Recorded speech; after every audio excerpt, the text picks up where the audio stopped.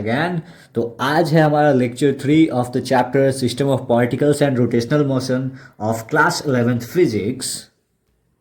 और इस लेक्चर में हम डिस्कशन करने वाले हैं एक बहुत ही खास टॉपिक पे which is very crucial, very vital and very important अगर आप इस चैप्टर को अच्छे से समझना चाहते हो। That is centre of mass. So let's talk about what is centre of mass. जैसा कि नाम देखकर ही पता चल जा रहा है, सेंटर ऑफ मास यानी ये मास का सेंटर, कुछ ऐसा कुछ बताने की कोशिश किया जा रहा है। अक्सर सवाल में ही जवाब छुपे होते हैं और यहाँ पर आपका जवाब बिल्कुल छिपा हुआ है। हम लोग इस चैप्टर में पढ़े थे, शुरुआत ही किए थे एक्सटेंडेड बॉडी से, जो कि बेसिकली क्या होता था, सिस्टम ऑफ पार्टिकल्स होता था। यानी एक ऐसा बॉडी जो सिंगल पार्टिकल से नहीं बना होता था, उसमें मल्टीपल पार्टिकल्स होते थे। तो मल्टीपल पार्टिकल्स होते थे तो उन मल्टीपल पार्टिकल्स के इंडिविजुअल मासेस भी होते होंगे, ठीक है। तो उस हिसाब से आप कितने पार्टिकल्स का मोशन कंसीडर कीजिएगा, कितने पार्टिकल्स का डायनेमिक्स स्टडी करिएगा। तो इसलिए हमने एक बढ़िया खासा कॉन्सेप्ट यहाँ पर डेवलप किया, जो कि फिजिकली भी आप देख सकते हो, जो कि फिजिकली भी आप देखोगे तो वो प्ले में आता है। It is very real and very actual concept. तो ये कॉन्सेप्ट हमने डेवलप किया कि अगर हम एक ही पार्टिकल की स्टडी कर लें, पूरे एक्सटेंडेड बॉडी में सिर्फ एक ही पार्टिकल की स्टडी कर लें, तो उससे हमारी स्टडी पूरी आसान हो जाएगी। आप सब कुछ समझ सकते हो। तो उसके लिए हमने क्या किया कि एक पॉइंट, पूरे extended body system of particles है, उसमें किसी एक पॉइंट जो होता है उसको हमने माना, उसे हमने कंसीडर किया कि वो क्या है, कि वहां पर सारे मास, जो भी पूरे बॉडी के मास है, वो सारे मास क्या है, उस पॉइंट पर कंसंट्रेटेड है। तो मैंने एक बात गलत बोल दिया कि हमने माना नहीं, ऐसा कुछ मानने वाली बात नहीं होती है, ये एक्चुअल में होता है। और ये बॉडी के ज्योमेट्री पे भी डिपेंड करता है कि उसका जो सारा मास है उसको हम लोग किस पॉइंट पे कंसंट्रेटेड मान सकते हैं। तो इसको जानने के लिए हमारे पास एक बहुत अच्छा एग्जाम्पल है कि हम लोग कैसे मान सकते हैं कि पूरे बॉडी का मास एक ही पॉइंट पे कंसंट्रेटेड है। जैसे कि आप देखो, मैंने एक छोटा सा यहाँ पर एक ब्लॉक लिया है, ठीक है। और ये ब्लॉक की खास बात क्या है कि मान के चलो इसका मास यूनिफॉर्मली डिस्ट्रीब्यूटेड है। मास यूनिफॉर्मली डिस्ट्रीब्यूटेड का मतलब, अगर ये एक लीनियर चीज है, दैट मीन्स इसमें विड्थ नहीं है, सिर्फ लेंथ है, तो उस केस में आप मान सकते हो कि मास पर यूनिट लेंथ हर जगह कांस्टेंट रहने वाली है। तो यहाँ पर हमने दिखाया है कि इस पे हम 4 फोर्सेज लगा रहे हैं और चारों फोर्सेज को एक साथ नहीं लगा रहे हैं, अलग अलग लगा रहे हैं, ऐसा देख रहे हैं। तो पहले हम बात करें F1 की। F1 फोर्स लगेगा तो क्या होगा, क्या ये पूरा बॉडी एक साथ मूव करेगा? नहीं करेगा। बॉडी कुछ ऐसे मूव करने लगेगा, ये फोर्स लगने के कारण कुछ ऐसा मूवमेंट दिखाने लगेगा। फिर F2 की बात करें, F2 लगाओगे तो उसी तरह से इधर मूव करने लगेगा, ये वाला पार्ट मूव करने लगेगा, ऐसे चला जाएगा, है ना, ऐसे रहेगा तो ऐसे चला जाएगा। फिर F3 लगाओगे तो क्या होगा, F3 लगाओगे तो जो बॉडी है वो आपका इधर साइड जाने लगेगा, मतलब सीधा सीधा ऐसे बढ़ने लगेगा। और F4 लगाओगे तो ये बॉडी क्या होगा, एकदम से ऐसे बढ़ता जाएगा। तो आपने इस एग्जांपल में देखा होगा कि जो F1 लग रहा है और F2 लग रहा है, उससे पूरे बॉडी का मोशन एक साथ नहीं हो पा रहा है। बट जब आप F3 और F4 लगा रहे हो तो आप देख रहे हो पूरे बॉडी को आप एक साथ लेके जा रहे हो। यानी F3 और F4 जिस पॉइंट के अलॉन्ग लग रहा है, वो पॉइंट की कैपेसिटी क्या है कि पूरे बॉडी को मोशन में ला सकती है, अगर आप एक सिंगल पॉइंट पे अगर फोर्स लगा रहे हो। और पता है, यही पॉइंट सेंटर ऑफ मास होता है। इसको आप और एक अच्छे तरीके से समझ सकते हो। लाइक ये एक मार्कर है, इसको आप बैलेंस कर रहे हो एक पॉइंट के अलॉन्ग। जिस पॉइंट के अलॉन्ग ये बैलेंस हो गया, यानी उस पर आपने क्या किया, उस पर आप फोर्स लगा के उसको बैलेंस कर दे रहे हो। और क्या, इस पर नॉर्मल फोर्स लग रहा है और इससे बैलेंस हो जा रहा है। तो डैट मीन्स जिस पॉइंट के अलॉन्ग आपने इसे बैलेंस किया, this point is centre of mass. अगर मैं चाहूं कि यहाँ के अलॉन्ग इसको बैलेंस कर लूं, गिर गया, यानी बैलेंस नहीं हो पा रहा है, that it means that's not centre of mass. यहाँ के अलॉन्ग सोचोगे बैलेंस करना, नहीं हो पाएगा क्योंकि ये सेंटर ऑफ मास नहीं है। बट यहाँ के अलॉन्ग अगर इसको बैलेंस करना चाहें तो ये ऑलमोस्ट हो जा भाई, काटना पड़ेगा क्या वीडियो, हो गया, ये ऑलमोस्ट हो गया।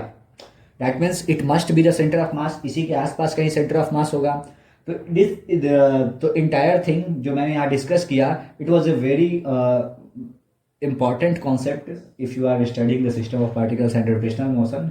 और ये सेंटर ऑफ मास बड़ा ही क्रूशियल रोल प्ले करता है। तो आइए स्टार्ट करते हैं सबसे पहले एक छोटे से एग्जांपल से, जहां से हम आपको सेंटर ऑफ मास कैलकुलेट करके दिखाने वाले हैं। तो सबसे पहले शुरुआत करते हैं एक छोटे से सिस्टम ऑफ पार्टिकल्स की, जिसमें सिर्फ और सिर्फ 2 पार्टिकल्स हैं।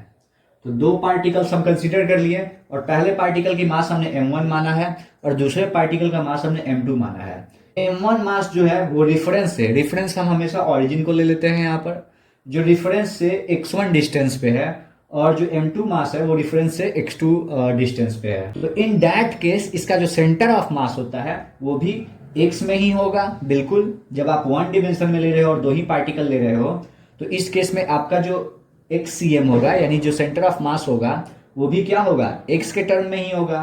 तो it is defined as m1 x1 plus m2 x2 divided by m1 plus m2।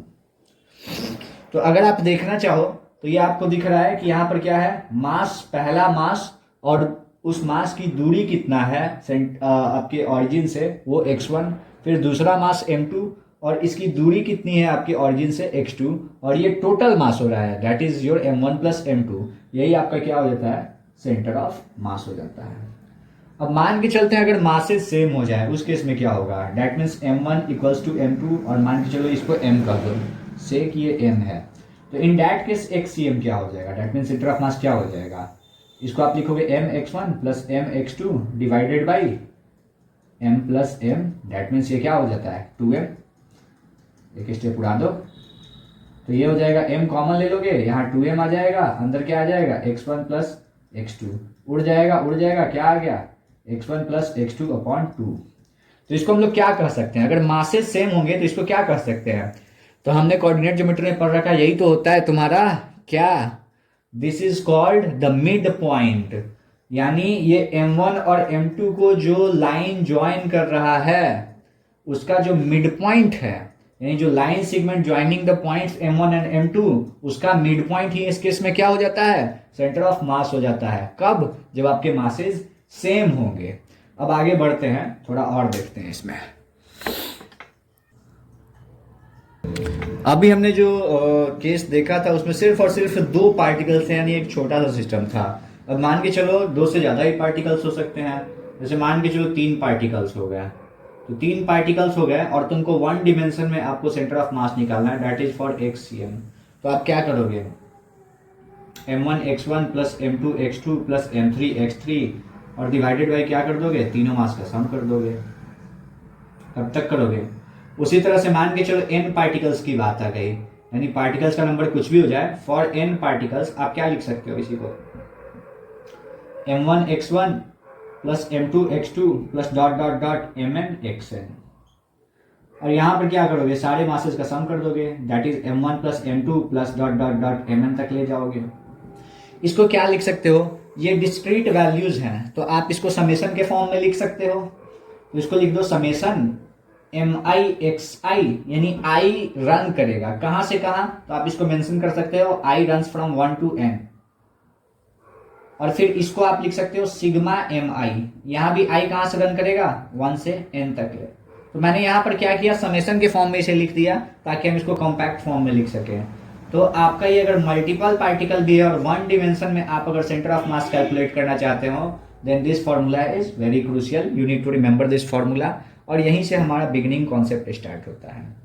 उसी तरह से अगर आपको y करना होगा तो इसमें बस थोड़ा सा सुधार कर दो, x को y बना दो भाई और इसको y कर दो, और कुछ चेंजेस नहीं आएंगे। अगर वही x एक्सिस की जगह y एक्सिस पे होता तो y यहाँ लगा देते हैं, वही y की जगह अगर z हो जाता तो यहाँ क्या करते, फॉर्मूला में थोड़ा सा चेंज कर देते हैं, यहाँ z लगा दो, यहाँ z लगा दो। तो ये सारे वन डिमेंशन के लिए आपका सेंटर ऑफ मास हो गया। ये क्या हो गया, centre of mass in one dimension. इसी तरह से टू डिमेंशन के लिए भी हो सकता है, तो उसको देखते हैं अगले वीडियो में। ठीक है, लेट्स सी।